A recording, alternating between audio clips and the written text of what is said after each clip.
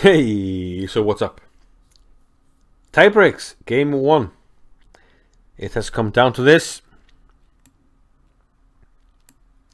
The reigning world champion from Norway, Magnus Carlsen, rated 28.35 in classical, against Fabiano Caruana from the United States, rated 28.32 in classical. 3-point difference, but we're in the tiebreaks. And there we have a rapid rating. And Carlsen outrates Fabiano by 90 points. But is that enough? Only time will tell. Let's go into the game. They will play 4 games of 25 minutes with 10-second increment to decide the World Championship. If we're still tight, we go to blitz tiebreaks, 2 games at a time.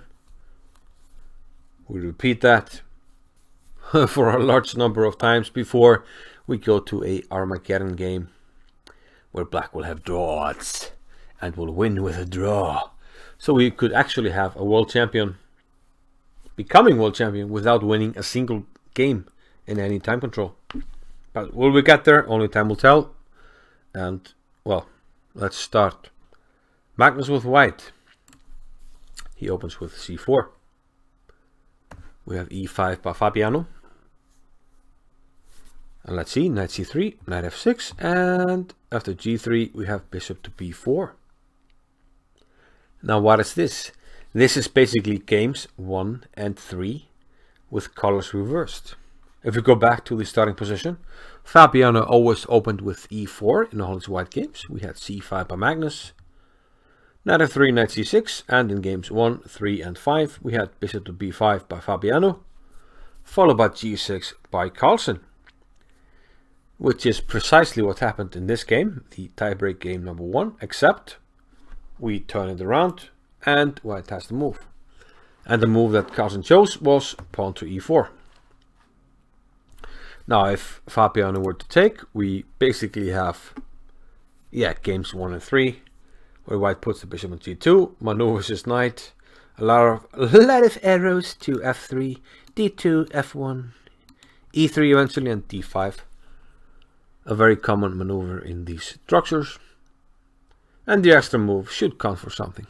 So white should at least be okay, which is fine by Magnus in a rapid game. But after e4, Fabiano castled, knight c2, e2, which means we will now take with a knight if you take on c3, c6, intending d5.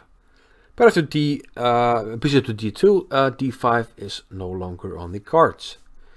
So Caruana goes actually for a different plan with pawn to a6, and after castles b5. And the intention here is to trade a pawn away from the center, in this case the b pawn, for white's c pawn, which would give black a central pawn majority. But Carlsen had other ideas and he played d4, a very active move. As you can see, he has already castled, and meanwhile black doesn't have any development for his queen side, and you can see that the black squared bishop, this one, doesn't have very good prospects, blocked by the d pawn, and on b7 not a very good diagonal. So a powerful move by Carlsen. After d6 we have a3, which turns out to be a novelty. Now Fabiano took on c3. If you play bishop to a5, white will play b4, maybe at some stage c5. And yeah, this is already advantageous to white. 4 pawns here on the 4th rank. Winning time, bishop b2 coming, or bishop e3. Good development, good pawns. White should be better. So sensing that he can't lose more time, Fabiano took on c3. And after knight takes, he took the pawn on c4. So white has the bishop pair, but black has won a pawn. Now we can't allow black to hold on to the pawn too easily, so d takes e5 here, and now knight to a4. So white is eyeing the c5 square, maybe putting a bishop on e3, clamping down on the c5 square. We have bishop e6 by Fabiano, trying to hold on to the c4 pawn. And now queen takes d8 by Carlsen. Okay, trading queens. So are we heading for yet another draw, queen trade? Maybe not so fast. Bishop e3. Okay, To start with, we're threatening knight b6, hitting the rook. If the rook moves to a7, we take the pawn. And white has a huge positional edge. Fortunately for Fabiano, this is easily repelled by knight b2, d7. And yeah, here the logical move is to play f3, as indicated by the yellow arrows, protecting the e4 pawn. Then rook f to c1, bishop to f1, attacking the c4 pawn. If white can win the c4 pawn under favorable circumstances, he will have an excellent position, a better position, and maybe a very good one, advantageous, and she'll be able to win with all the weaknesses on a6, c6, and yeah, maybe not so excellent pieces by black. Rook f-c1 looks the most natural, but Carlsen played rook a to c1.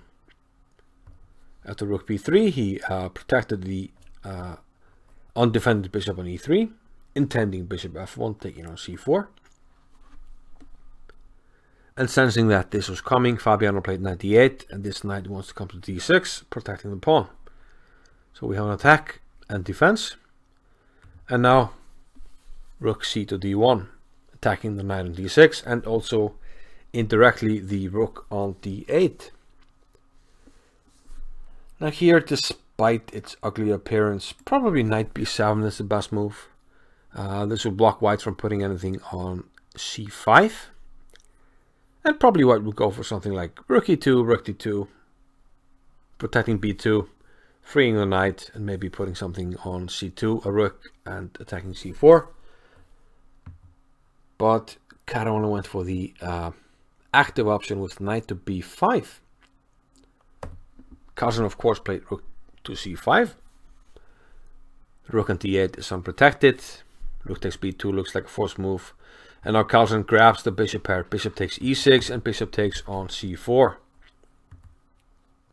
Bishop g5 looks like an attractive option because the rook on d8 is attacked. And if it moves, the knight on d7 is undefended. But knight d4 is actually a strong move here. And here for the first time we see the very strong threat of taking on f3, which in most cases secures a draw. And even in this case it secures a win because this is mate. If I didn't moslip, rook takes h2 is mate. So white has to be careful. So instead of okay, after knight to b5, knight c5, takes, bishop takes c4. The safe and solid move by Carlsen. So we have an attack on e6 and attack on the d8 undefended rook. Knight d4 was played. King f7 looked like a move for a while, but white will simply take on b5, ab, and bishop g5. And you don't have the important e5 square available, so you will simply lose material here. So knight d4 was played. After bishop takes d4, e takes d4, bishop takes e6 by Carlsen. Rook takes d4 turns out to be a very viable alternative. It looks like black should be able to play king to f7, and if you double the rooks, knight to e5. And that indeed secures the draw. But white doesn't have to go for this. After king to f7, white can play the astonishing move king to h1. And this simply gets out of any ideas of playing knight e5 takes f3. And turns out black is simply in big trouble here. White is going to double. This pawn is attacked. And white is going to end up with the winning endgame. So king h1, a difficult move to find, but I think Carlsen would have been able to find it if he had played rook takes d4. But he played bishop takes e6, which looks good as well. After king f8, he played rook takes d4. And here we saw king to e7 by Caruana. Again, knight to e5 looks tempting because on rook takes king e7, we have this threat if you move the rook or the bishop of taking on f3 and simply giving a perpetual by taking on f3, taking on h2, and moving back and forth here because you can't go to the corner because of the mate. But white has this move rook to e3, protecting f3. And after takes f4, white is up a pawn, and probably this would have been enough for Carlsen to win. Okay, in the game, king e7 was played, and by force, after takes,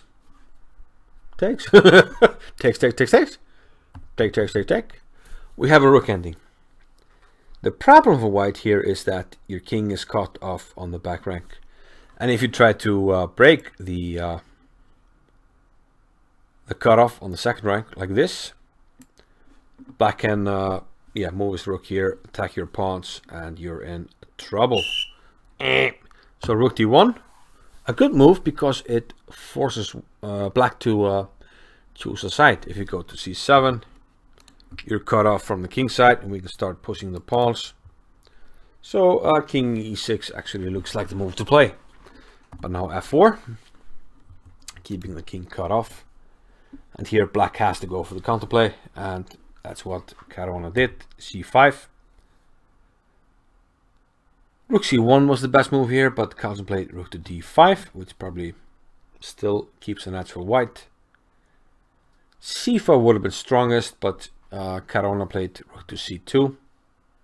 Probably more chances to hold on with c4, but Carlsen goes for h4, pushing the pawn.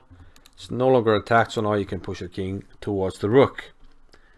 After c4, we have f5, king f6, and rook behind the pawn. Going back,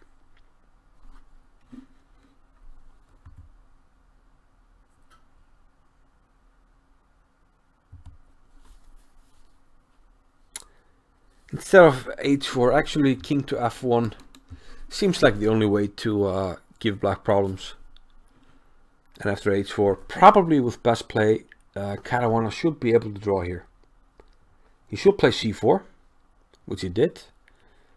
And okay, after f5, king f6, everything is still good. Rook to c5. The rook goes behind the pawn. And now a strong move by Caruana, h5.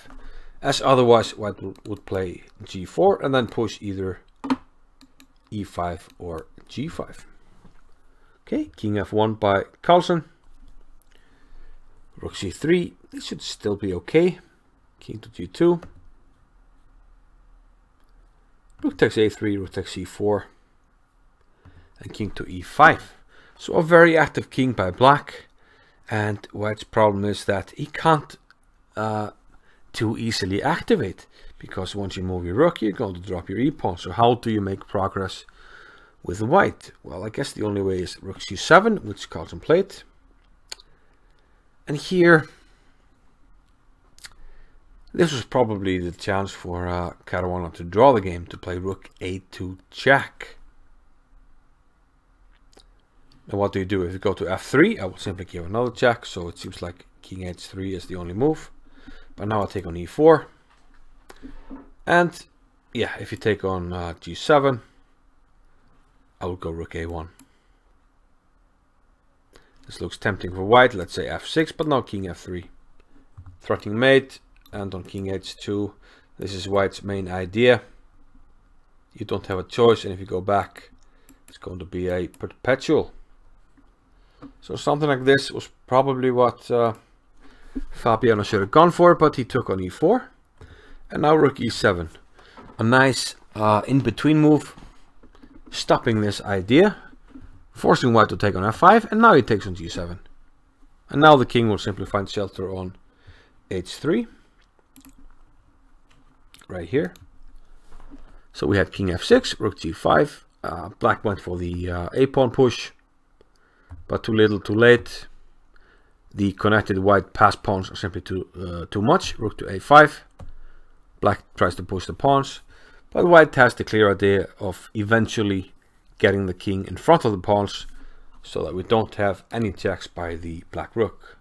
So king f3, a3, Czechoslovakia, the king comes forward, g4 check, so the king has to go backwards, and now king c2.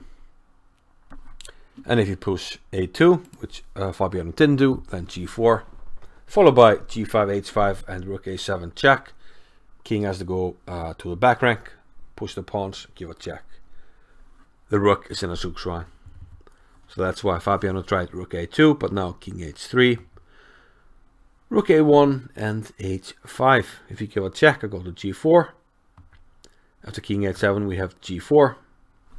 And again, if a2, the king comes to g2, zugzwang for black. So Fabiano went for the king move, but now the king is safe to come forward, king to g5. And we're simply pushing. A nice in-between move here, a check, taking the pawn.